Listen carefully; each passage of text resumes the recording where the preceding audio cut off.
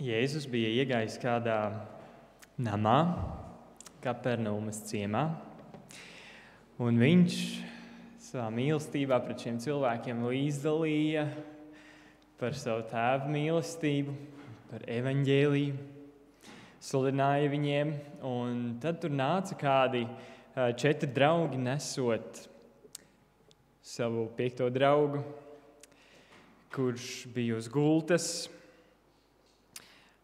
un bija triekas ķerts jau daudzus gadus.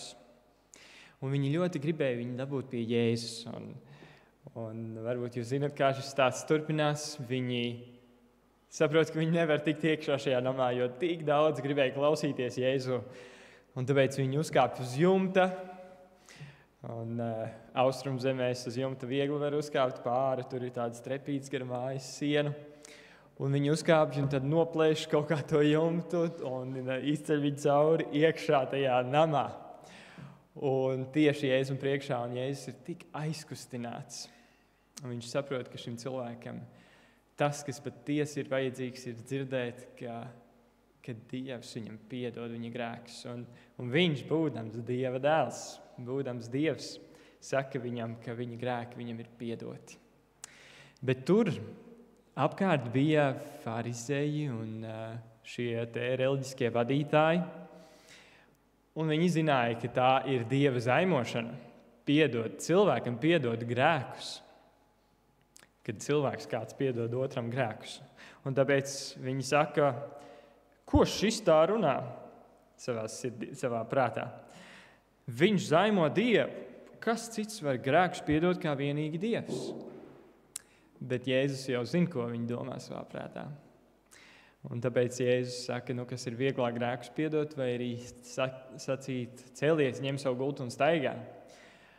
Un lai viņiem būtu zināms, ka tiešām cilvēka dēlam ir vara virs zemes grēkus piedot, viņš saka, celies, ņem savu gultu un staigā. Un tā arī šis triekas ķertais pieceļās un staigā. Un, protams, reliģiskie vadītāji nav pārāk priecīgi. Pēc dažām dienām Jēzus ir sajiešanas namā, tas ir sinagogā, un tur tā ir sabata diena. Viņš redz kādu vīrieti, kuram ir nokaltusi roka. Un turpat arī blakus ir atkal šie rakstu mācītāji, un Jēzus atkal zina, kas notiek to reliģisko vadītāju prātā. Viņi domā, vai viņš sabatā dziedinās varbūt to roku, un viņi domāja, ka to nedrīkst darīt sabatā. Viņiem bija savi likumi uztaisīti, un tad, ja viņš to izdarītu, viņi domāja, ka tad viņiem būtu pamats, ka viņš ir pārkāpis bauslību, tāpēc viņi varētu pat nogalināt. Tik ļoti viņiem viņš nepatika un krita uz nerviem. Un tā Jēzus, zinādams to, pieaicina, saka, nāc šurp šim vīrietim ar nokaltušo roku.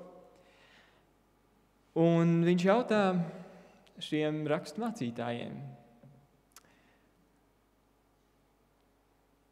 vai sabatā ir atļauts labu darīt vai ļaunu, dzīvību glābt vai maitāt? Viņi neko neatbild.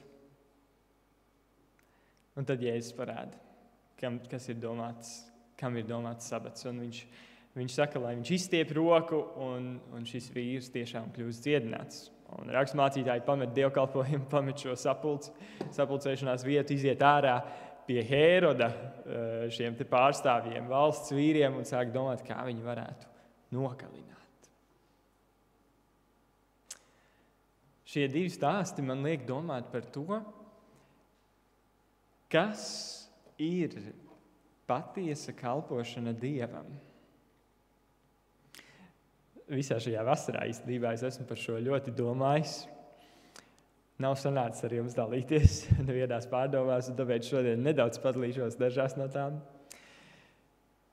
Kas ir patiesa kalpošana Dievam? Reliģiskiem vadītājiem bija viens skatījums, un kāds cits skatījums mums pavērās Bībelē, kā Dievs to atklāja, un mēs varētu visu kopā atvērt dažas raksturvietas. Un pirmā, Mihas grāmatā, 6. nodaļā, un 6. līdz 8. pants. Mihas grāmata, tātad vecās derības beigās.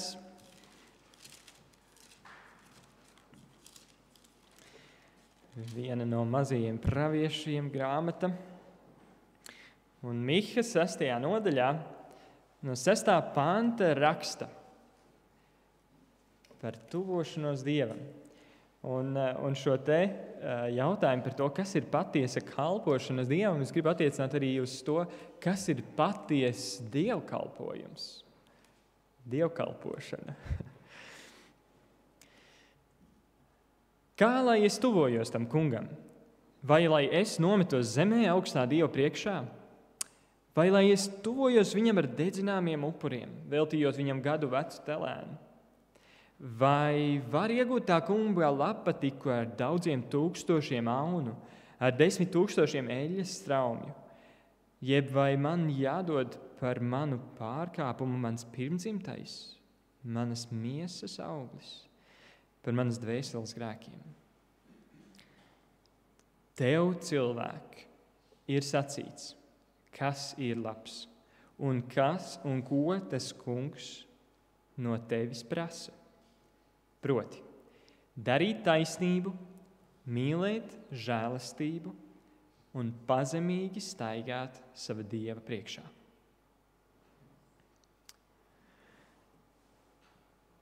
Ko tad Dievs no mums prasa? Kas ir tā kalpošana Dievam, kādu viņš no mums sagaida? Reliģiskajiem vadītājiem un arī draudzes locekļiem visticamāk ir varbūt bija Izraēla dienās savs iedomātais skatījums, kā viņiem vajag izpildīt visas šīs prasības, bet Dievs no sirds ir ieinteresēts tajā, lai mēs taisnīgi attiektos pret visiem cilvēkiem. Kā vecajā derībā neskaitāmas reizes saka, lai mēs neapspiežam nabagus, un ja viņš dod kaut kādu savu apmetni mums ķīlēt, mums viņam jādod atpakaļ, jo mums ir jārūpējas par nabagiem. Lai mēs neapspiežam arī svešiniekus, kuri ir nonākuši vienkārši tagad Latvijā un nezinu varbūt kā šeit īsti ir jādzīvo. Un mums tas tīri labi sanāk uzņemot ukraiņus. Mēs viņiem tiešām daudz priekšrocības dodam Latvijā. Dievs māca arī rūpēties par atraitnēm un bāriņiem. Viss no šī rāda par to, kā darīt taisnību. Bet arī otrs ir mīlēt žēlastību. Un ko tas nozīmē? Ka mēs parādām šo žēlastību arī tiem, kuriem tā ir tik ļoti vajadzīga. Ka mēs neesam arī tikai taisnīgi, bet arī žēlsirdīgi. Ka mēs piedodam. Jā, ir grūti šajā pasaulē dzīvot starp cilvēkiem, kuri nav žēlsirdīgi. Jūs esat to piedzīvojuši? Mums ar sievu šajā nedēļā bija saskarsme kāda situācijā, kur mums tik ļoti bija vajadzīga žēlastība, bet šis cilvēks, ar ko mums bija darīšana, viņš nebija kristietis. Mēs nevarējām no viņa pieprasīt, lai viņš mūs apžēlo. Un tāpēc mums bija jāpacieš taisnība. Bet ir tik labi, ja dzīvē ir arī žēlastība. Tā padara dzīvi tik skaistu katram, kurš nāk ar mums saskarē. Un 3. pazemīgi staigāt sava Dieva priekšā. Šī ir tā kalpošana. Patiesa kalpošana. Bet gribu arī, lai mēs ielūkojamies vēl vienā rakstvietā. Un tas ir no Jākaba vēstules. Jākaba vēstulē ir ļoti daudzi slaveni šie citāti, ar ko tā sākas, par to, ko nozīmē izturēt pārbaudījumus, iziet cauri visādām cīņām, cīnīties pret grēku. Un, ja trūkst arī gudrības, kā izcīnīt kādas cīņas vai ko darīt, tad mēs varam lūgt no Dieva un visi šie brīnišķīgie padomi. Tālāk ir arī slaveni vārdi, ko Jēzus teica. Un Jākabs atkārto, ka jums jābūt ne tikai darītājiem, ne tikai vārdu klausītājiem, bet arī darītājiem. Un tad, 1. nodaļas, 26. pantā, Jēkabs saka tieši par kalpošanu Dievam. Ja kāds šķietas Dievam kalpojam un nesavalda savu mēli, bet maldina savu sirdi, tā kalpošana ir velta.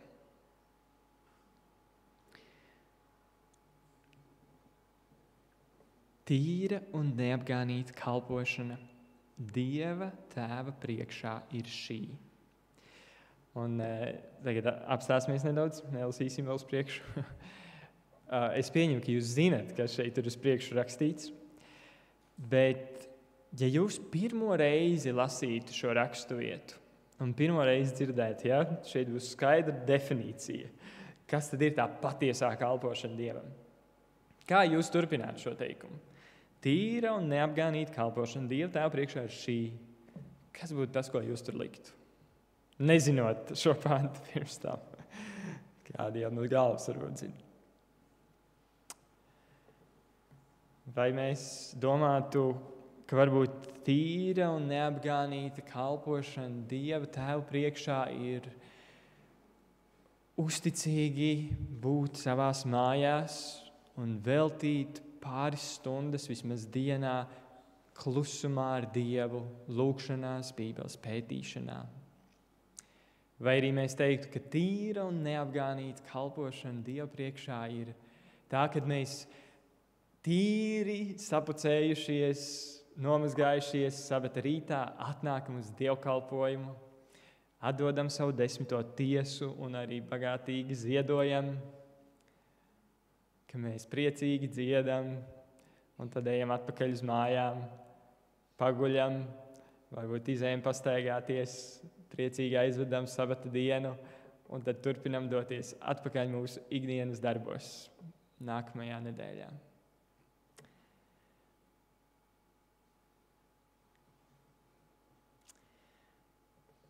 Varbūt tīra un neapgānīta kalpošana ir katru rītu vismaz stundu veltīt lūgšanām. Kas ir Dieva acīs šī tīrā un neapgānītā kalpošana? Jūs arī esat nodevuši savas dzīves kalpošanai Dievam, vai ne? Mēs esam nodevušies, lai būtu Dieva kalpi katrs, būtu Kristus mācekļi. Un arī Dievs šeit mums pamāca, ka tīra un neapgānīta kalpošana Dieva Tēva priekšā ir šī: pieskatīt bāriņus un atraitnes viņu bēdās. Sevi no pasaules pasargāt neapgānītu.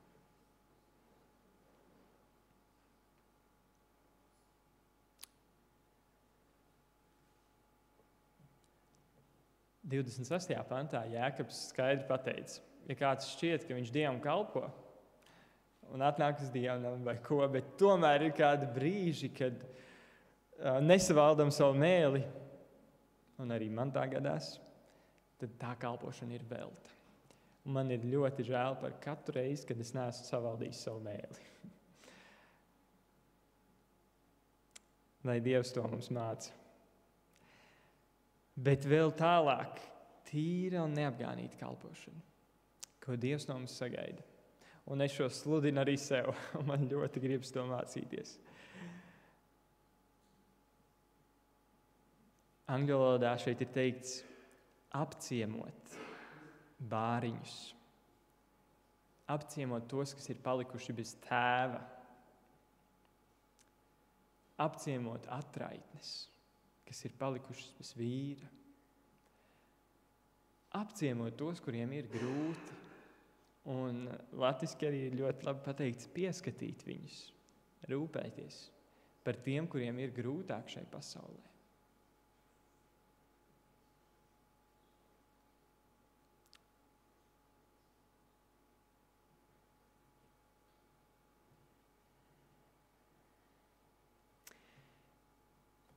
Kristus kalna svētrunā teica, tas ir Mateja 7. nodaļā un 12. pantā. Tad nu visu, ko jūs gribat, lai cilvēki jums dara, tāpat dariet arī jūs viņiem. Mateja 7.12.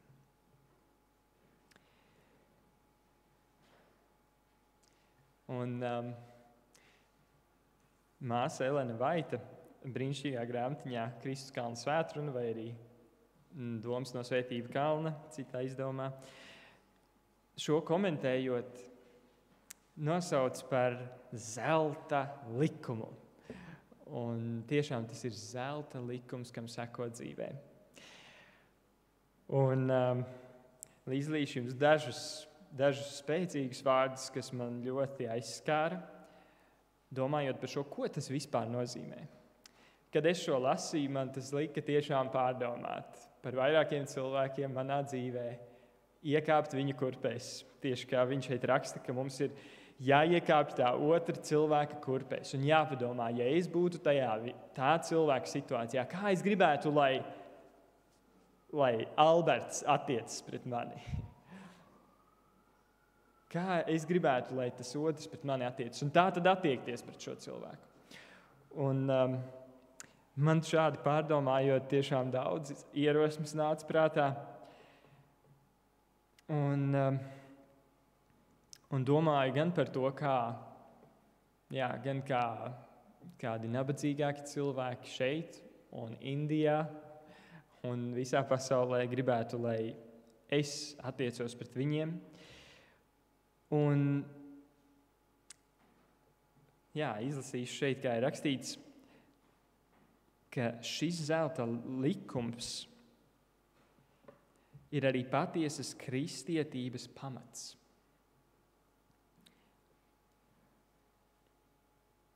Reliģija, kas neprasa sevišķu uzmanību pret maldos nonākušiem dvēselēm, kuras Kristus vērtē tik augstu, ka atdeva par tām savu dzīvību. Reliģija, kas neaicina mūs uzmanīgi un noteikti ievērot cilvēku vajadzības, ciešanas un tiesības, būtībā ir viltus reliģija.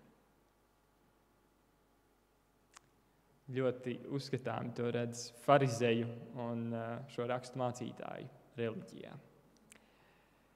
Ja mēs nicinoši izturamies pret nabadzīgo, cietēju un grēcinieku tiesībām, tad esam Kristus nodevēji. Un tad beidzot ir sniegt atbildi uz to, kāpēc tad draudzēs ir tik maz locekļu. Kāpēc draudzē ir tik maz spēka? Kristietībai pasaulē ir tik maz spēka tādēļ, ka cilvēki gan pieņem Kristus vārdu, bet atraida viņa raksturu. Tas viss zaimo kunga vārdu.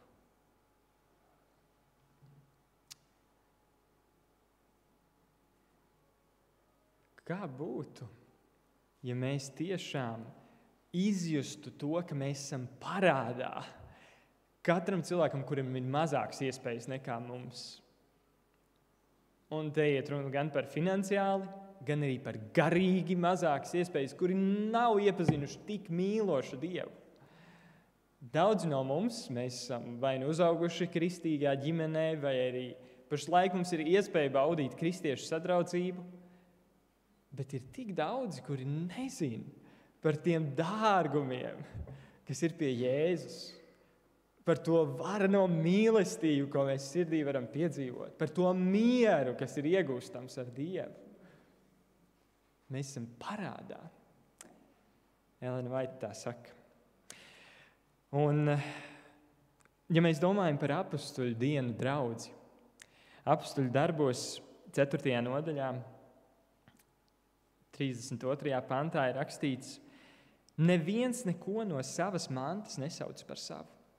Viņu starpā arī nebija neviena, kam kā trūktu. Apustuļi ar lielu prieku apliecināja Kunga Jēzus Kristus augšām celšanos, un liela žēlastība bija ar viņiem visiem. Arī 2. nodaļā, 46. un 47. pantā ir teikts, viņi mēdza ikdienas vienprātīgi sanākt svētnīcā, pa mājām tie lauza maizi un baudīja barību ar gavilēm un vientiesīgu sirdi, bet Kungs ikdienas viņiem pievienoja tos, kas tika izglābti. Tāda draudze. Mēs tikai varam nedaudz iztēloties, kā tas tā varēja būt. Es atceros, kad es biju Bībeles strādnieks šeit Talsos un Rīgā. Pirms 6 gadiem jau tas laikam bija, vai 7. Un mēs ar Gustavu kopā kalpojām un arī kādreiz palikām pie viņa Latgaļa, viņu mājās dzīvoklītī Rīgā. Un tas bija tā interesanti man kā jaunietim palikt mūsu Latvijas Draugu Savienības prezidenta mājā, dzīvoklī. Un tad mēs arī, kad palikām pa nakti, tad ēdām kopā tur, un tas man tā lika aizdomāties, kā tas tā var būt. Kā Vilnis Latgals teica, viss, kas ir šeit, tas ir arī tavs, un tu visu vari ēst, un viss, tas pieder tev. Un tas man ļoti atgādina šos vārdus, kad es lasu, ka viss viņiem bija kopīgs, un neviens neko no savas mantas nesauc par savu. Tas ir Dieva, un tas līdz ar to ir arī visu Dieva bērnu, Dieva mantinieku.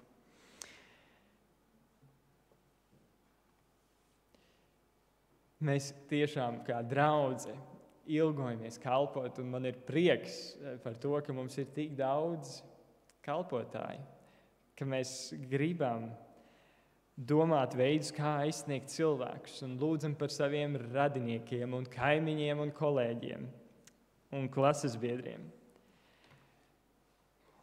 Un šeit tad ir tāds īpašs apsolījums mums kā draudzei, kas gribam augt. Ja tie, kas nes Kristus vārdu, dzīvē parādīs šī zelta likuma pamatus, tad evaņģēlija darbu šodien pavadīs tāds pats spēks, kāds bija apustuļu dienās.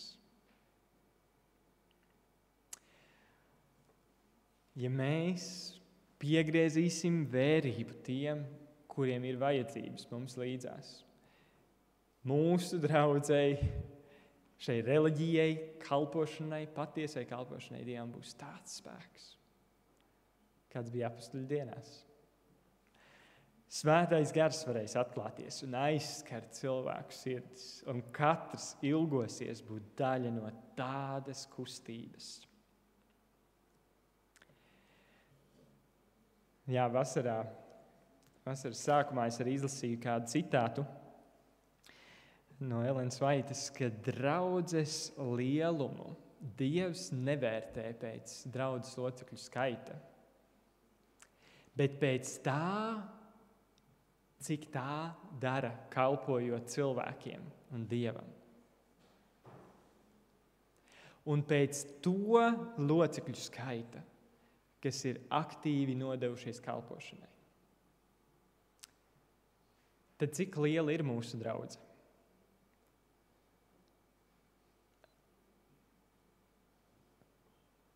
Ja mēs gribam pavairot draudzi, audzēt draudzi, mums nav jāmēģina pievienot jauni draudzes locekļi, bet kas mums ir jādara? Jāveido jaunas kalpošanas. Jāmeklē jauni veidi, kā kalpot cilvēkiem, kas ir ciešanās.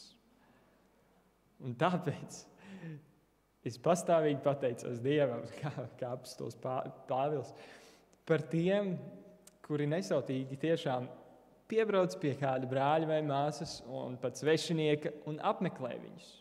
Vai tie būtu kristieši vai nekristieši, bet pieskata viņus.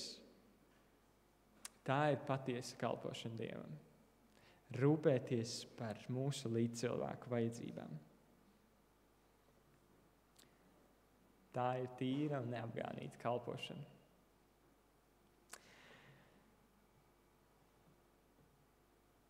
Jā, arī tagad mums ir, kā draudzēji, varētu teikt, jauns mācību gads arī sācies, un arī Latvijas Draugu Savienība, misijas nodaļa no visām Latvijas draudzēm lūdz iesniegt misijas plānus šim periodam no septembra līdz nākamajam augustam. Un mums ir jādomā, kas tad ir tas patiesais veids, kā kalpot cilvēkiem. Un tā ir mūsu katra individuālā atbildība. Kalpot Dievam un cilvēkiem. Un šīs svētdienas noslēgumā es jums gribu arī padalīties ar kādu tādu instrumentu, ko misijas nodaļa ir izstrādājusi katram draudzes loceklim, lai domātu un palīdzētu saprast, kā tad kalpot cilvēkiem viņa vajadzībās. Tad, Ieva palīdzēs arī varbūt izdalīt, vai arī varbūt ārā jānoliek, ka jūs ejot ārā varat paņemt. Šāds te mans misijas plāns. Un tur, tas ir balstīts uz to, kā Kristus kalpoja, kā viņš tuvojās cilvēku vajadzībām. Un tas lūgums jums ir arī, ka jūs varētu katrs aizpildīt šo plānu, priekš sevis uzrakstīt, un tad nolikt sev redzamā vietā uz nakts galdiņa vai uz kādu savu galdiņu, kur jūs varētu redzēt to, un atcerēties tiešām arī sekot šim plānam. Nodaļu vadītāji ir aicināti šajās dienās, nedēļās lūgt īpaši un domāt par draudzes misijas plānu. Kā mēs visi kopā, kā draudze arī ko varētu iesākt, bet tas viss sākas ar mums katru individuāli, lai mēs pieiet pie cilvēka, kā mēs šeit lasījām. Un tad nāk arī mūsu kopīgie draudzes plāni. Un tāpēc tiešām domāsim par to, kā pagodināt Jēzu šai pasaulē, kā būt par viņa mīlestības kanāliem, mīlēt taisnību, darīt žēlastību un pazemīgi staigāt Dievu priekšā. Amen. Dievs, mēs pateicamies, ka tiešām tavā spēkā, kaut esam nespēcīgi, varam daudz priekš tevis darīt un ar tevi darīt. Kungs, mēs negribam būt kā Izraēla draudze, kur ir tik pārņemti ar dievkalpojumiem, ar šīm reliģiskām formām, kā aizmirstam pašu svarīgāko.